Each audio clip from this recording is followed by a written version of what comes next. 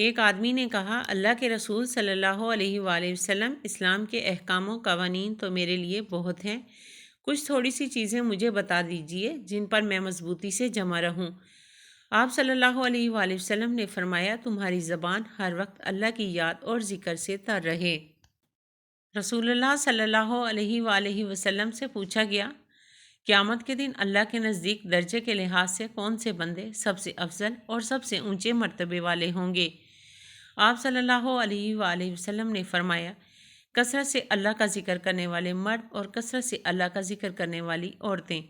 میں نے کہا، اللہ کے رسول صلی اللہ علیہ وآلہ وسلم، اللہ کی راہ میں لڑائی لڑنے والے غازی سے بھی بڑھ کر؟ آپ صلی اللہ علیہ وسلم نے فرمایا، ہاں، اگرچہ اس نے اپنی تلوار سے کفار و مشرکین کو مارا ہو اور اتنی شدید جنگ لڑی ہو کہ اس کی تلوار ٹوٹ گئی ہو اور وہ خود خون سے رنگ گیا ہو، تب بھی اللہ کا ذکر کرنے والے اس سے درجے میں بڑھے ہوئے ہوں گے۔